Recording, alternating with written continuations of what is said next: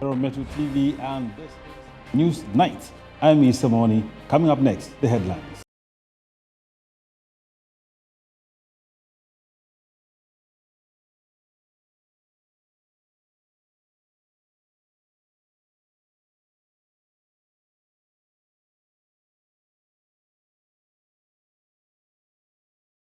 And the headlines tonight, the Ghana Police Service has arrested the chief of Sefi Elubo and his brother in connection with illegal mining in the Western North region as government steps up fight against illegal miners.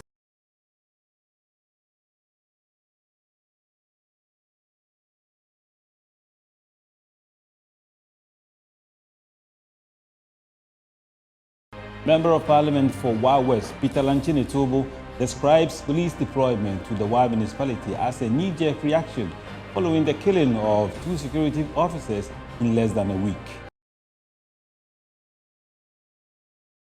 Vice President Dr. Mahmoud Bawumia expressed his optimism over Bank of Ghana's recent measures to revamp Ghana's economic slowdown.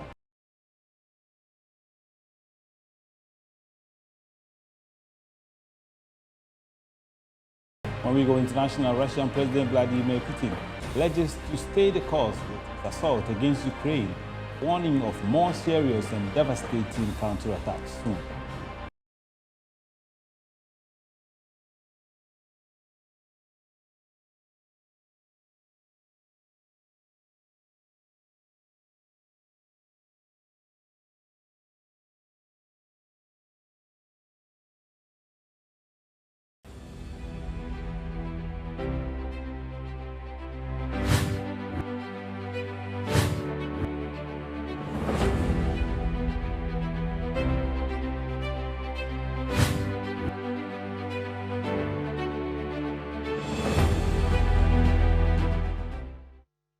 And let's begin the news now with Galamsey. The police has arrested the chief of Sefi Elubo and his brother for their alleged involvement in illegal mining activities in the area.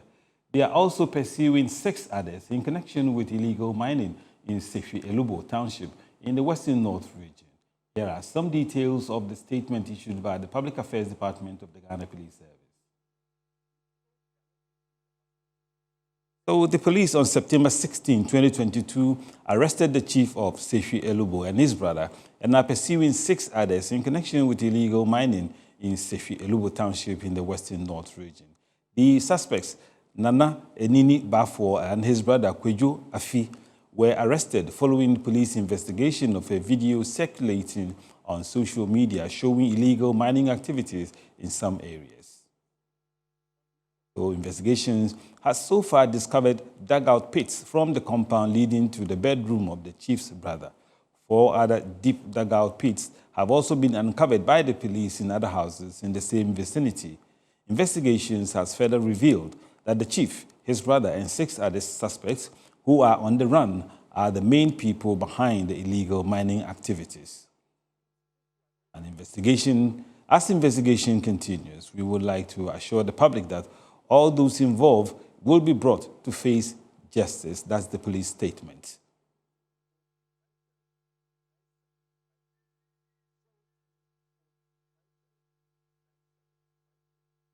So let's move on to other stories now. And the police service has beefed up security in the Upper West region and its environs following the death of another security guard. Wa residents hit the streets on Friday over the incident, alleging that 10 security guards have been killed in the area since February 2022. There's more in the following report. Earlier this week, a 60-year-old private security guard went missing at a private school, Star Standard International. There were traces of blood stains which suggested that he was allegedly killed and carried away. The tragic incident compelled the school's management to put academic activities on hold pending police investigation into the bizarre situation.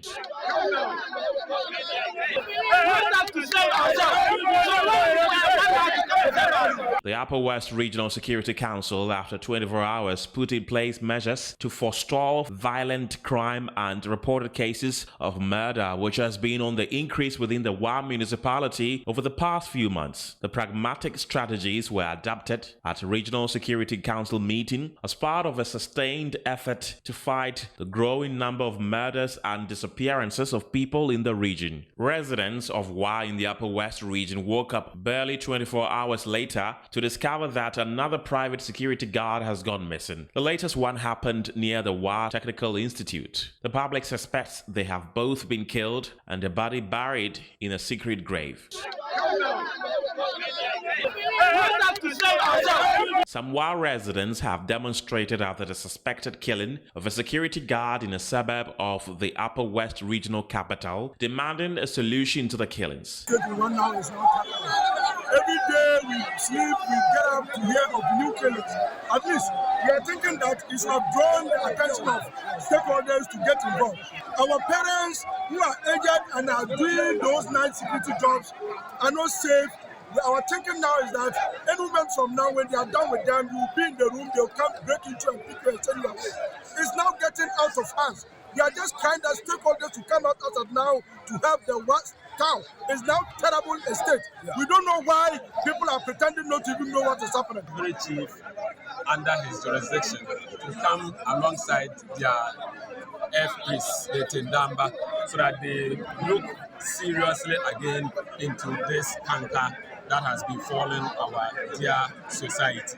And then he as well wants to call on the Honorable Regional Minister and the members of the Regional Security Council to take steps to get the Honorable Minister for the Interior to impose a curfew on Wa and its immediate environs with effect from today. Even though the police has beefed up security in the municipality following the deployment of some 300 police officers in the area, residents have locked up shops of foreigners in the area, alleging they have a hand in the killings. Since February, at least 10 security guards have been killed in Wa. Right, and for more on this story, let's go to Wa. And we are joined via phone by Member of Parliament for Wa West and also a Member of Parliament Interior and Defense Committees, Peter Lanchene-Tobo, for more on this. Peter, good evening, and thank you for agreeing to speak to Metro TV. Good evening, my dear brother. How are you doing? I'm doing very well. I know your area is not that cool for me to ask you how you're doing, to maybe health-wise you are doing well, Peter. Well, it's part of life, and it's a challenge that has come. We need to just stand by it and make sure it's nipped in the bud. Absolutely. So what are your initial comments to the trend of disappearance of security officers and alleged killings in the past 5 months? Thank you very much. Let me take this opportunity to say good evening to our cherished listeners and viewers. The situation where the Upper West region of Ghana is a worrying situation. In fact, it has assumed some national dimension because insecurity anywhere in this country is a threat to the peace and security of the whole country. What is happening in Wa is a strange phenomenon that has emerged in the past 6 months. And I think that I am particularly gladdened by two things. One, the uproar of the people of Wa. In fact, the demonstration that showed that there was something totally wrong in the security situation in Wa, and the immediate response of the Ghana Police Service to beef up security and look at what they can do to nip this in the bud, because it has a potential of going viral into other regions. You see, we need to get to a point where we say as a people that one person murdered is one too many. I think this is not the first time. This is not the second time. According to the story, this is about the 5th person who has been killed.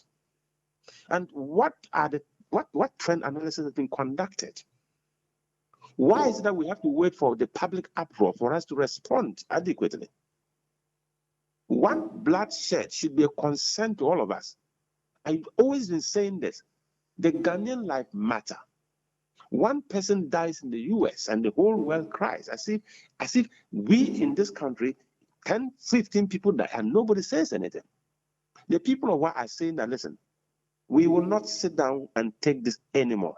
This is a country that is so peaceful, and the Upper West region happened to be one of the most peaceful parts of this country. So what started happening somewhere in April was a worry to all of us. And I'm sure that the police have done a lot behind the scenes. But were the reports so accurate to the point that the national level will have the appreciation to respond immediately instead of waiting to this particular point in time? Regional Security Council, you live with the people in there. The time that you responded to all those measures, were you a bit late, behind time? What are the early warning signs that you've seen within the environment? All these probably foreigners we are talking about, do we know where they live? The landlords who give their apartment to these foreigners at throat-cutting prices, rent, very high rent, because they will need money. Do you know if they have working permits? Do you know if they are legal citizens or residents of this country? Who cares about that? So all of us contribute to the level of insecurity we experience in Ghana, and we're not an exception. And that's why I'm saying let's think about total security. Okay. It is bad for one person to be killed, but I think it's good for all of us to agree that if that person is killed, all of us should rise up and see what we can do as a nation to nip it in the bud. Right. There is no alternative for the police. Okay. If we are angry with the police, there is no option. We just have to get back there to support them and tell them to rise up and do what they are mandated to do by the Constitution. And we as citizens must also play a responsible role by providing that necessary support to ensure that the police function well. Right. Peter, you've said that the public reaction in WA is positive. But we also understand that you are saying that the deployment of police to the area is a knee-jerk reaction. Why that? Thank you very much. I never said it's a knee-jerk reaction. I said two things. The public reaction gladdened my heart because they brought the issue to the fore. And the immediate response of the police excited me because if it had happened earlier, I'm sure that the public would not have reacted like that. But if the public reacted and the police responded immediately, I think that is a positive step we should all applaud. That notwithstanding, we want the police deployment to bring results. We are not just talking about numbers. We want the numbers to show that the numbers are relevant. We are talking about special purpose investigation and intelligence unit. We are talking about police operational related units like the visibility unit. We are also talking about this motorbike unit. All these things coming together will ensure that police visibility, in other words, establishing presence of police in the one municipality will be saturated with police. And basically, after that, I think that menace should die down. But dying down, we need to know the cause. What happened? All the murders in the past should be fairly investigated for us to know what actually happened, for us to be able to plan and prevent it from occurring anywhere in this country. So the police response was positive. The public outcry was a constitutionally mandated response of a responsible public. So, Peter, being a former police officer yourself, what would you suggest security should do, going forward to avoid this kind of situation coming back to hit the people of WA? I want the security of this country to do some simple analysis using the problem triangle. The problem triangle has 3 points: victim-related strategies, suspect-related strategies, and location-related strategies. Let me explain this in a bit of detail. The 3 points are saying that if you are able to deal with one particular point, the problem will solve. If you are able to arrest the suspects, in other words, if you detect them, you arrest them, you investigate them, you prosecute them, the situation will be solved. But here is the case: you cannot get the suspect arrested. So what you need to do is that, who are the target? We are talking about night watchmen. Okay, if it is night watchmen, who is employing them? Do they have any orientation as to regard to personal security? Do they have any education? The employers, do they have education themselves? Who are they employing? What are the conditions of service? What time do you report to work? In what posters should you be working? Your own personal security is involved. So we have to provide education for potential victims. We have to provide education for potential employers. And the last one is location-related strategy. Location-related strategy. Why are they kidnapping and probably torturing and killing watchmen? Where are they normally on duty? Do we have enough street lights in that area to ensure that they are visible if something is happening? Are we sure that the police visibility team will always be around places that people are working in the night? So if you're able to deal with this location strategy, and the problem is that if you are present in a particular location, no criminal will want to come around there because the police presence alone is deterrent enough. So we need to look at these 3 things. If we can't get the suspect arrested, let's be able to destabilize, in other words, make the location unattractive to any criminal. In other words, we should always also be able to let the victims be conscious of their own personal security and surroundings. The linkage between the victim, potential victims, and the police should be said that police response time can be cut down to maybe some 10 minutes. If something happens and somebody calls, within 10 minutes, the police should be able to respond. And that network of patrols can coordinate and ensure that even if you're running away, it won't take you more than 5 minutes and you'll be arrested by the next patrol team. So all these things put together, I'm sure, with the public support, of course, we talk about policing by consent. When the public agrees that we want to support our police, that's the first step of victory. And all of us will come together and say, total security for WA, we are in for it, and we have to let it happen. Okay, Peter Lancheditu is a member of parliament for WA West, and he's been speaking right there over the killing of some police officers in the WA area. Now let's move away to some other stories. And the Nkranza Traditional Council and the Inspector General of Police, George Ekufu-Dampare, will in the coming days meet over the modalities of the return of police officers to the area. So the police in the area were withdrawn after a mob attacked the Nkranza Police Headquarters during a protest against a robbery suspect in May this year. Residents of Nkranza South Municipality are still without police protection since May this year. This came after the residents besieged the police headquarters in the area over suspected killing of a robbery suspect by the police. Properties running into thousands of Ghana cedis were destroyed as the protesters freed some inmates in the custody of the police. The protest led to the death of another teenager, injuring scores in the process. All police officers in the area were withdrawn as a precautionary measure to restore calm in the area. But the paramount chief of the area hinted that there is a scheduled meeting between his traditional council and the top hierarchy of the police to see a return of the police officers. President my say sure only IGP ko we ya no be sure na nye say IGP police afi ha kra sure or say the president can say when he charge office duties sure na say police body o wa sure na charge office duties no money sure na my president ya say no credit police sure na so omuni hasa sure he said oba in quote he said kwanta sure bedi sure bonsu credit we share in police station one sure police station na ya two sure ni bi eno enti na dawo my best friend na ka oni IGP akasana wanya agensa krawo the apostle I say. The municipal chief executive of the area, Honorable Daniel Oredu, has urged the residents to be patient as the Municipal Security Council is working to bring finality to the matter. Currently, as we speak, we don't have normal policing system in the municipality. We have police here already, presence of police here. I think about 120 or so. They are many, but they don't perform the normal policing activity, i.e., arrest, settling of disputes when necessary, and other call mandates of the police service.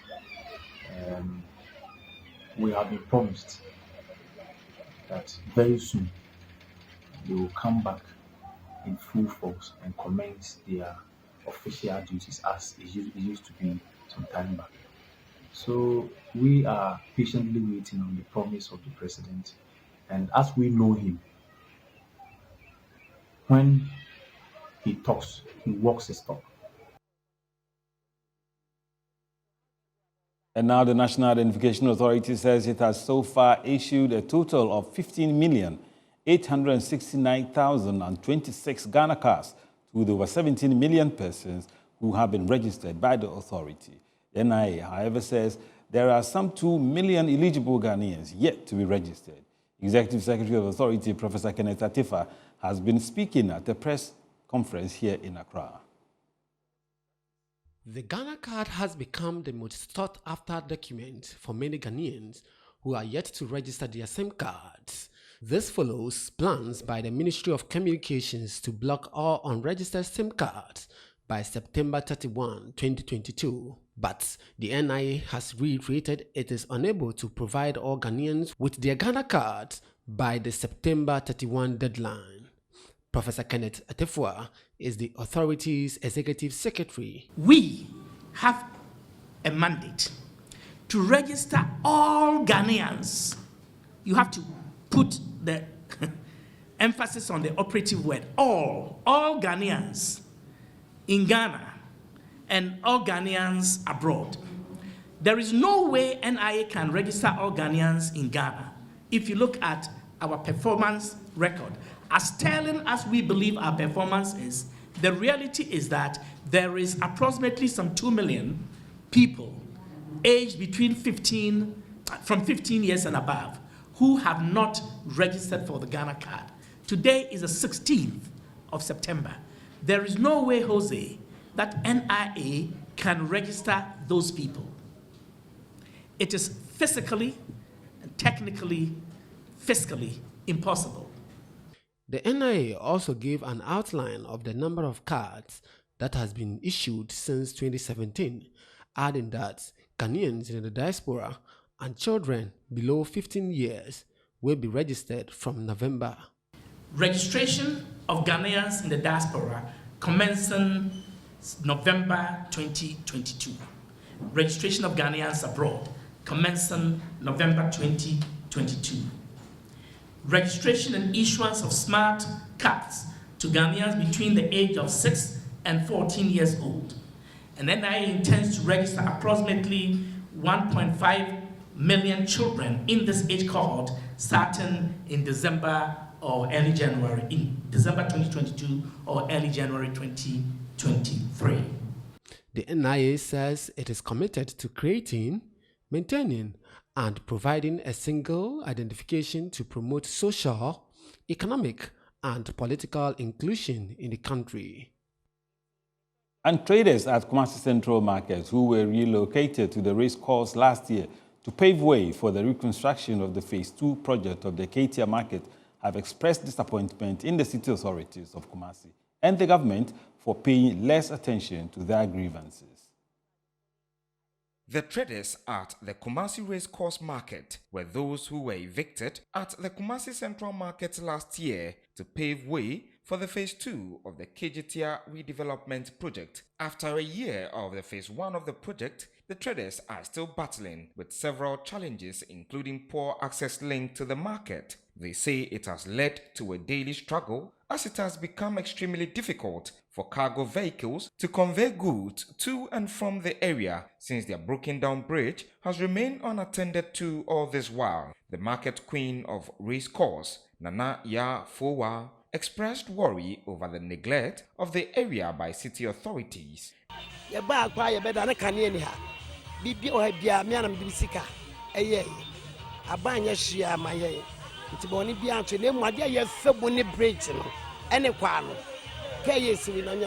Minister, I need to say, why I'm a wound to me. Omodi Asante Radio, Omodi Ramo. Now, so can who say, the better than a Kufadu Abano. Me, and I buy him. The TV system yet to join my 2 baby and Sana. Ye be a jam. To come with a first so dear, Yamia Patafida. A trader, Nana Wiafe, asserted that the MPP government has shown less interest in the development of the Ashanti region.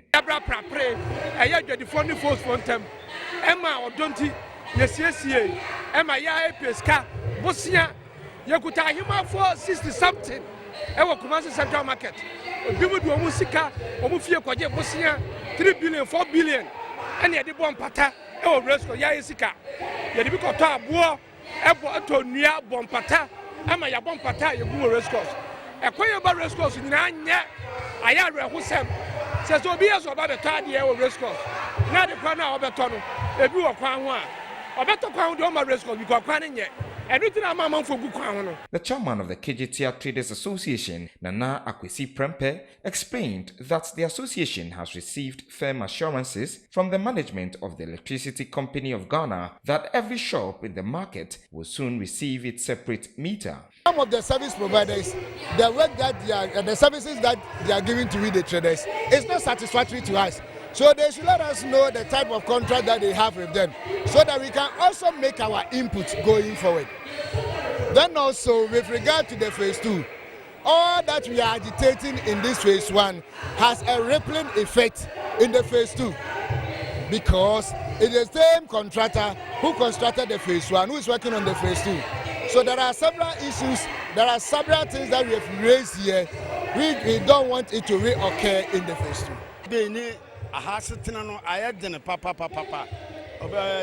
The almost city for the almost here, yes, Roma, so meter more any stop BIM.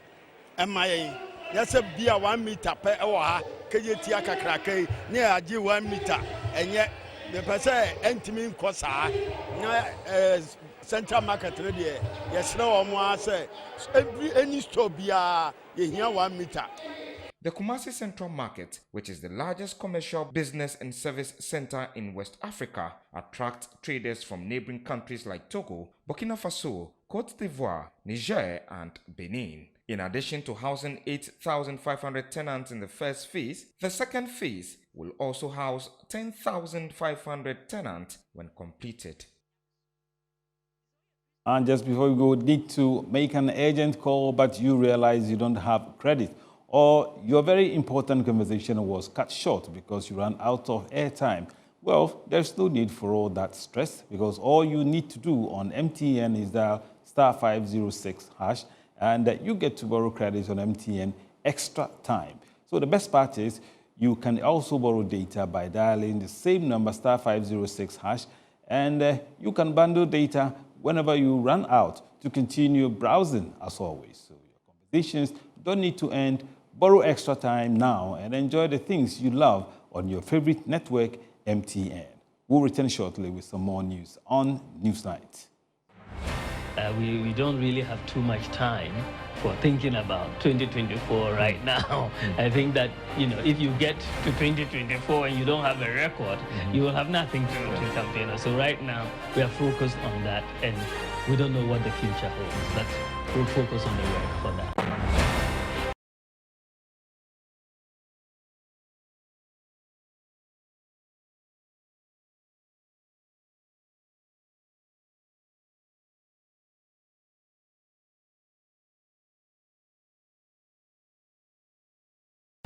Welcome back, and let's go to Kenya because Vice President Dr. Mahmoud Bawumia has been speaking right there.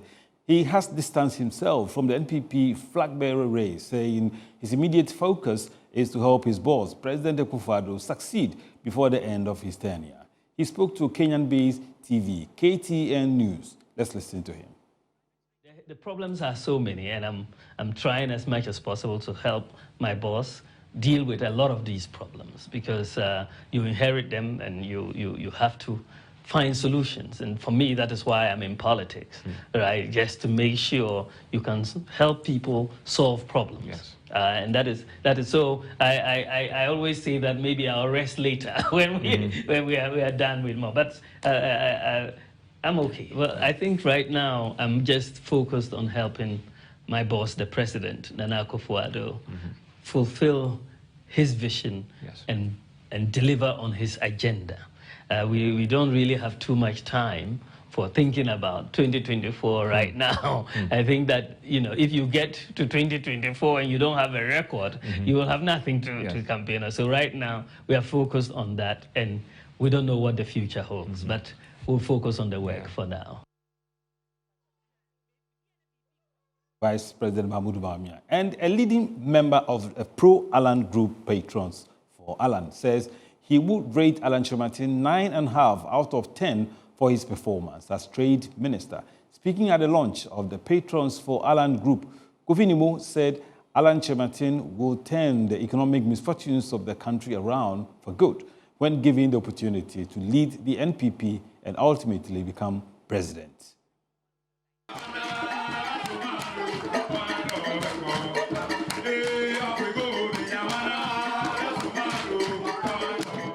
Even though the nomination process for a presidential candidate for the ruling New Patriotic Party has not officially begun, several groups have been formed in support of several high-profile members of the party. The latest is Patrons for Alan, a group created to support the candidature of Trade Minister Alan Kyerematen. The group believes he is the only person capable of breaking the 8 and retaining the NPP in power. We are in a state that requires the leadership skills of Alan Kojo Kyerematen. Let me ask you, do you personally think President John Agyekum Kufuor did well as president? If he did, no, of course it's subjective, but if he did, then see Alan as the reloaded version of President John Agyekum Kufuor. A leading member of the group touted Alan Kyerematen's achievement as trade minister and claimed he would create numerous jobs for the youth should he become president. If you look at it, currently he's the only ministry working. And just recently, he just signed an agreement with the United States, where as part of the compact, challenge compact, this is going to be building industrial parks across the country. 16 industrial parks across the region. Trade Minister Alan Kyerematen is expected to face stiff competition from Vice President Dr. Mahmoud Bawumia, the race to becoming the flag bearer of the New Patriotic Party. Kofinimo speaking right there, but let's turn the other side of the coin, where special aide to former President John Mahama, Joyce Bauer, says Mahama's comments on the judiciary is a statement of fact and in no way meant to undermine the institution, as being reported by the Attorney General. She says the Attorney General's response to the former president's comments is disdainful. Well, I would like to say one thing, that if there's anything that is a threat to our security, there's a government that thinks that nobody should dare criticize them, that nobody should dare speak out of turn, that nobody should share any views contrary to what they think is right or wrong. And above all, nobody should dare utter any words that are not uttered to praise, sing, celebrate, or literally tickle interests of those in power. When God blesses a young individual and gives you such a great opportunity where you have very large shoes to fill, then you ought to take that as a blessing. It ought to guide you in terms of how you carry yourself and conduct yourself. If President Mahama were his father and had dared to raise those concerns in the context in which he did, would Dami speak to him the way he did? If the roles were reversed and it was President Akufo-Addo sitting on that side as President Mahama, would he dare utter those words to his face? Totally disrespectful and disdainful. Absolutely disdainful. And the Electricity Company of Ghana has summoned the Member of Parliament for the Lower Manyakrobo constituency, Ebenezer Telabi, and 14 other customers in the Kpong Lolonyo area, a town in the Lower Manyakrobo district, for illegal power consumption. This comes after the ECG task force found no one at the premises of some illegally connected buildings. Metro TV news sources revealed that the perpetrators, including the Member of Parliament, vacated their residence before the task force arrived. The Public Relations Officer of ECG in the Tama region, Sichua Mensah, confirmed the operation and warned customers not to indulge in such acts.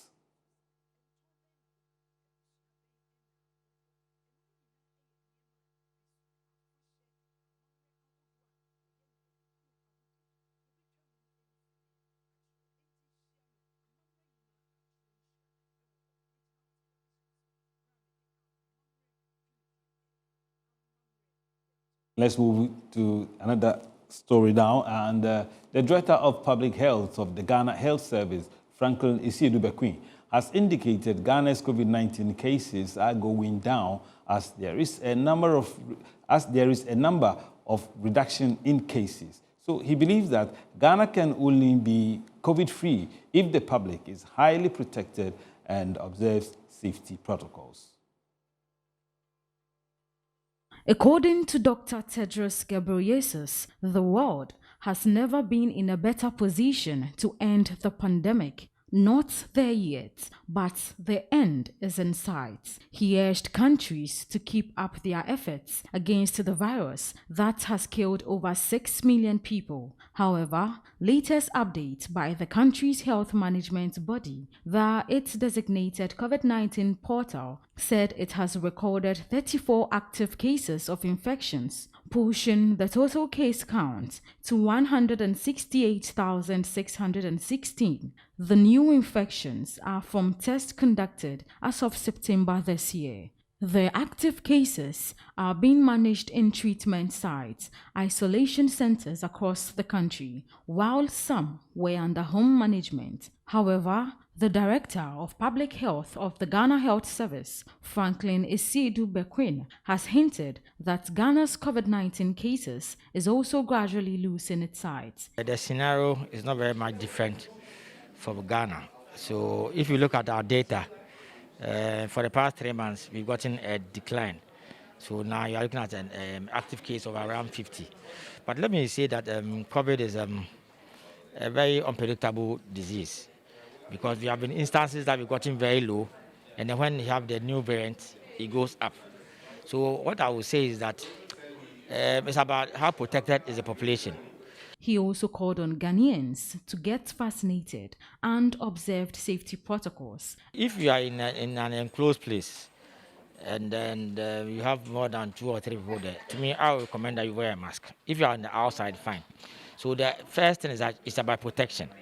So one is the vaccination. So we need to get a level of vaccination that gives us a kind of population immunity. So we are not there yet. So I urge Ghanaians to get vaccinated if you have not been vaccinated.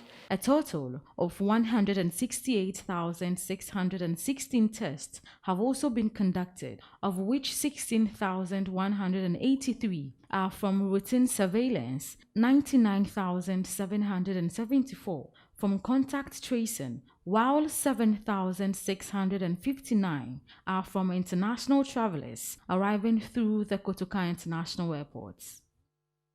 And let's stay with the Ghana Health Service, because the service says it has started a campaign to vaccinate all dogs in the country following the outbreak of the rabies virus in the Ashanti region.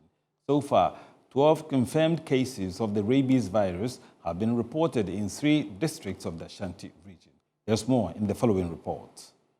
Ashanti Regional Coordinating Council, following the 12 reported cases, have begun an awareness program to educate residents of the Ashanti region about the virus. Director of Public Affairs of the Ghana Health Service, Dr. Isiedu Bekwe, says a campaign program has been commenced to vaccinate all dogs in the country as a measure to curtail the spread of the virus. And rabies is one condition that when you get, the chance of dying is about 100%. So they have 4 deaths reported in Ashanti.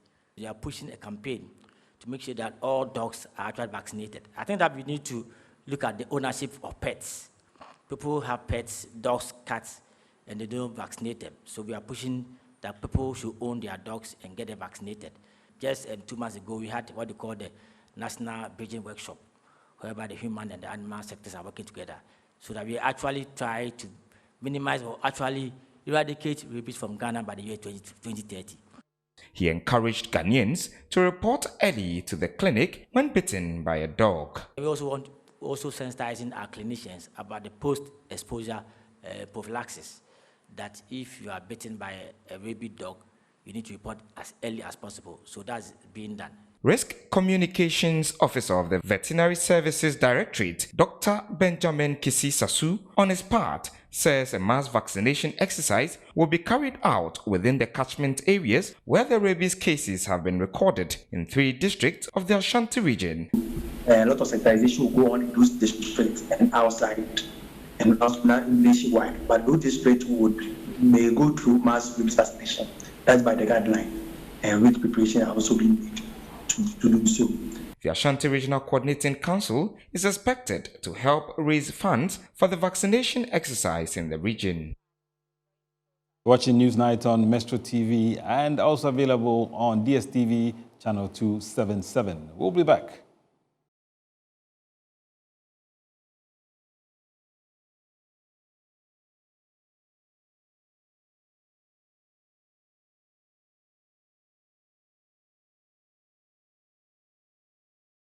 And welcome back. Let's do some business stories now. And Vice President Dr. Mahmoud Bawumia says he is optimistic recent measures put in place by the Bank of Ghana to address the free fall of the cedi and rising inflation will soon start bearing fruits. According to Dr. Bawumia, he acknowledged that Ghana's economy is in crisis. But the Vice President said an increase of the policy rate by 300 basis points last month and other measures will put Ghana's wobbling economy back to recovery. He was speaking to a Kenyan-based TV.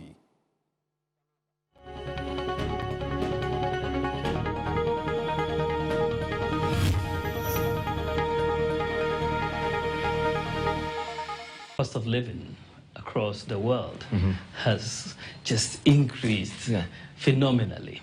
And this, I mean, is coming on the back of the COVID-19 pandemic, which really disrupted global supply chains and increased shipping costs almost 10 to 12-fold. And just when we thought we were recovering, then you had Russia and Ukraine come on top of that, and then you had this major increase in energy costs as a result, and food prices. And, you know, so it has affected virtually every country. And Ghana has been no exception, and I'm sure Kenya has not been an exception either, because food prices and energy prices have gone up, and they have inflationary consequences and exchange rate consequences. And they've really squeezed budgets in that respect. Of course, in Ghana, we're trying to deal with it in this context of very squeezed and tight budgets. On the monetary policy side, the central bank is trying to contain inflation through their monetary policy. There have been a number of interest rate increases to try to contain the situation. Government continues to offer free senior secondary school education to our citizens, which has also continued to lessen the burden on families in terms of costs of living. Otherwise, without it, it would have been much worse. But ultimately, you deal with this crisis by expanding your production. Vice President Dr. Mahmoud Bawumia right there. So transportation is a basic element of our lives, but also a major source of emissions, and decarbonization of the public transport system can help improve the air quality in cities while accelerating the e-transport revolution. So according to the country manager of Trips Ghana, the launch of their e-bus services will provide Ghanaians the option of switching from the use of high-cost fuel to cheaper electronic transport means.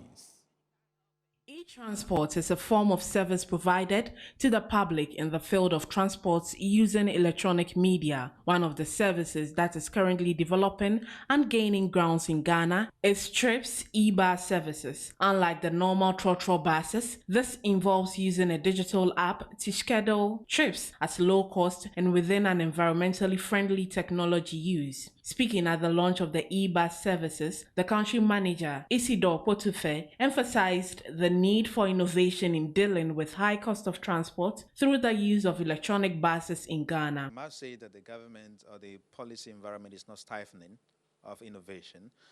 In other markets, what would have happened is that you receive a letter from the government saying that, hey, do not stop operating this service.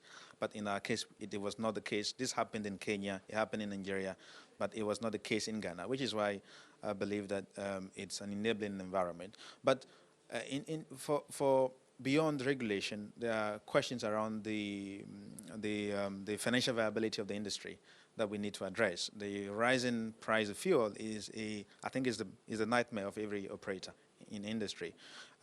Government seems unable to address the issue, and so for us, our solution is the deployment of e-buses, which they are also working on themselves to have a policy position. The General Secretary of the GPRTU, Godfred Abobri, expressed excitement at the decarbonization drive in the use of e-transport. The world seemingly, from the Western world, to moving from the petroleum vehicles down to what? Electronic vehicles. And it is just like, if you think it is not good, or you don't go buy it. If you ask Nokia, they'll tell you today that people don't buy their phones again. They have moved from the initial key type 4 phones now to what? Smartphones all around. we would simply say that it's an idea that we had gone to listen to the consultants for the first time at the Ministry of Transport office there. And we also had the idea that it will be good. One of the particular reasons I heard that we are shifting from these petroleum vehicles to the e-vehicles is just about the constant pollution of the ozone layer. And I think if it happens that all of us in unison accept that, it will help the whole world.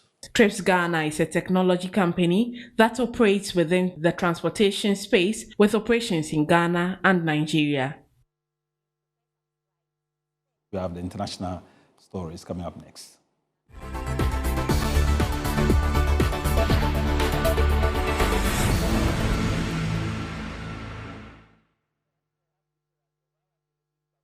The West African nation of Guinea will finally put on trial the alleged perpetrators of a massacre in 2009, which saw at least 157 people killed and more than 100 women raped, the Justice Minister of that country has announced. He said on Friday that he hoped the trial set to begin on the day of the 13th anniversary of the September 28th massacre will revisit the country's history and past that emerged from this trial with a new vision of Guinea. Russian President Vladimir Putin pledged to stay the course in his campaign against Ukraine, warning of counterattacks continue a more serious military response will be unleashed. Putin remained steadfast despite strong evidence that his forces incurred heavy losses in the Ukraine counteroffensive this month. The Russian leader said the main goal of the campaign continues to be the liberation of the entire territory of Donbas. That is the areas of eastern Ukraine including Donetsk and Luhansk that are largely Russian-speaking. He accused Ukrainian forces of attempts to carry out terrorist acts and causing damage to Russian civilian infrastructure. The Queen's 8 grandchildren have begun a vigil at her lying-in state at Westminster Hall. King Charles and Prince William have greeted some of those queuing for hours to pay their respects to the Queen. Hundreds of people lining the banks of the Thames cheered and applauded as the King and his son appeared. The government queue tracker is hovering around 10-hour mark. It was 24 hours at the start of the day. And then that's it for Newsnight. I'm Mr. Money. We'll see you again.